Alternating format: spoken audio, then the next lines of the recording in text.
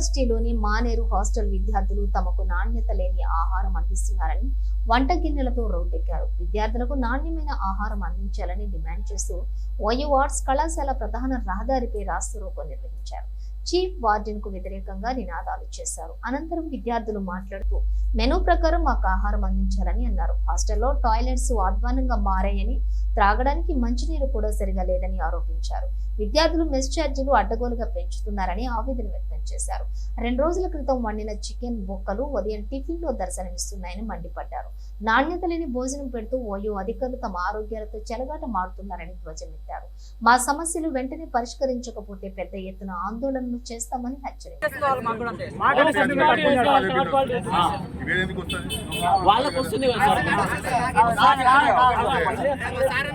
అదే మెను అదే quality pay చేసినప్పుడు మనకు అదే వస్తుంది. తక్కువ ఉంటుంది సార్. వాళ్ళు ఇంకా తక్కువ సంతోషం. ఇప్పుడు మెనూ ఏ రోజు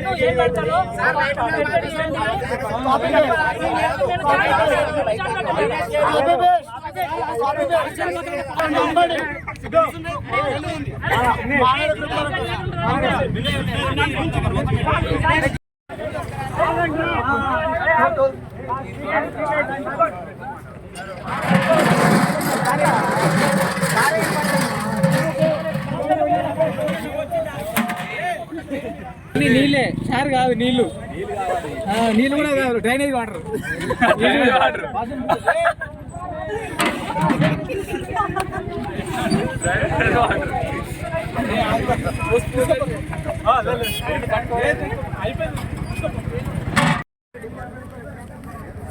చేపిస్తాం, తొందరలోనే చేపిస్తాం. వాటి డిమాండ్లో ఎంత? డిమాండ్లో మెస్ క్వాలిటీ అన్నారు. మెస్ క్వాలిటీ దాన్ని వాళ్ళు మెనూ ఒకటి చేంజ్ చేయమన్నారు. మెనూ చేంజ్ చేస్తాం. మెనూ చేంజ్ చేసేసి మెనూకి సంబంధించినటువంటి కంపల్సరీ ఇంకా 6 months బ్యాక్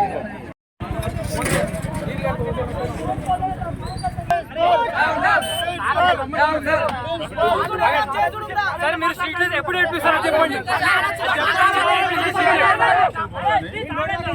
చెప్పండి స్ట్రీట్ ఉన్నాయి సార్, చాలా ఉన్నాయి ప్రాబ్లమ్స్. మీరు ప్రతి ఒక్క దానికి అకౌంటబిలిటీ తీసుకోవాలి. స్ట్రీట్ లైట్ ఎప్పుడో ఏడిపిస్తారు చెప్పండి సార్.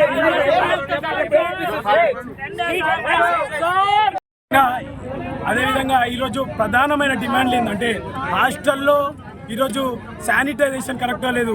హాస్టల్లో బాత్రూంలో నీళ్ళు ఒక హాస్టల్లో దాదాపుగా ఒక ఫ్లోర్కి 4 బాత్రూమ్ ఉంటే 2 బాత్రూంలో ట్యాపులు పనిచేయదు సరిగా. అదేవిధంగా అమ్మాయిల హాస్టల్లో ముఖ్యంగా చూసుకున్నట్టయితే వాళ్లకు 1500 నుంచి 2000 బిల్లు పడుతుంది. అయినప్పటికీ కూడా వాళ్ళకు ఒకటేసారి అంటే ఒక స్పూన్ పెడితే మళ్ళీ తిరిగి వాళ్ళ ప్లేట్లో అయిపోయినాక మళ్ళీ తిరిగి వస్తే వాళ్ళకు పెట్టడానికి కూడా వాళ్ళ కేర్ టేకర్లు కిందికి మీదకి 2-3 సార్లు చూస్తున్న పరిణామాలు ఇక్కడ ఉన్నాయి. అమ్మాయిలకు అంత ఘోరమైన పరిస్థితి ఎందుకున్నదంటే ఈరోజు వాళ్ళు అడిగినప్పటికీ కూడా వాళ్ళని టార్గెట్ చేస్తున్న పరిస్థితులు ఈరోజు మనం ఇక్కడ చూస్తూ ఉన్నాం.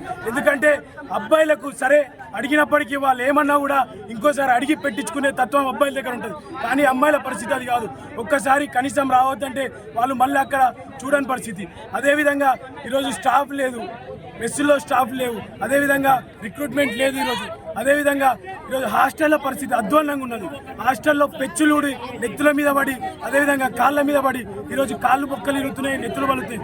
అయినా కూడా యంత్రాంగం కదిలి ఈరోజు పట్టించుకునే పరిస్థితి లేదు. వీటన్నిటిని కూడా వెంటనే వీటన్నిటిపైన దృష్టి పెట్టి వాటిని పట్టించుకొని వాటిని బాగు చేయాలని సందర్భంగా తెలియజేస్తాం.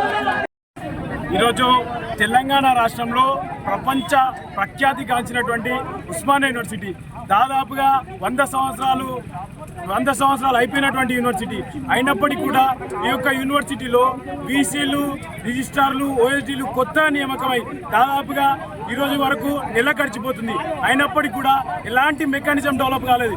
ఈరోజు హాస్టల్లో ఈరోజు మనం చూస్తున్నాం 2 రోజుల ముందు వండిన చికెన్ బొక్కలు ఆ 2 రోజుల తర్వాత యొక్క టిఫిన్లో కర్రీల్లో వస్తున్నాయి. అదేవిధంగా నీళ్ళ చారు, అదేవిధంగా అన్నం రోజుకు మారుతూ ఉన్నది. ఇలాంటి పరిస్థితులు కేవలం హాస్టల్లో కనబడమే కాకుండా ఈరోజు స్ట్రీట్ లైట్లు లేని పరిస్థితి, ఈరోజు యూనివర్సిటీలో స్టాఫ్ లేని పరిస్థితి, ఇంత అధ్వాన్నమైన పరిస్థితిలో ఈరోజు విద్యార్థులు ఇక్కడికి వచ్చే ప్రతి ఒక్క విద్యార్థి కూడా మెరిట్ విద్యార్థి. రాష్ట్రంలోనే దాదాపుగా ఆ యొక్క సబ్జెక్ట్లో ఫస్ట్ నుంచి దాదాపుగా 50 లోపు ర్యాంక్ వచ్చిన విద్యార్థి ఈరోజు ఉస్మానియా యూనివర్సిటీకి వస్తున్నాడు. కానీ అలాంటి విద్యార్థికి ఇది ఒక ప్రభుత్వం అందించే సదుపాయాలను చూస్తూ ఉంటే ఇది ఒక ప్రభుత్వ విద్యను అదేవిధంగా కార్పొరేట్ సంస్థలకు కొమ్ము కాస్తూ ప్రభుత్వ విద్యను నీరుగార్చే విధంగా ఈరోజు విశ్వవిద్యాలయాలు తయారైనాయని కూడా ఈ సందర్భంగా తెలియజేస్తా ఉన్నాం. అదేవిధంగా వెంటనే ఈ యొక్క తీరును మార్చుకొని ఇప్పటికైనా ప్రభుత్వ విద్యను పట్టించుకొని ప్రభుత్వ విద్యను పటిష్టం చేసే విధంగా ఈ యొక్క ప్రభుత్వాలు అదేవిధంగా ఈ యొక్క బీసీ రిజిస్ట్రార్ OSDలు వారి యొక్క కార్యాచరణ రూపొందించుకోవాలని కూడా ఈ సందర్భంగా తెలియజేస్తా ఉన్నాం.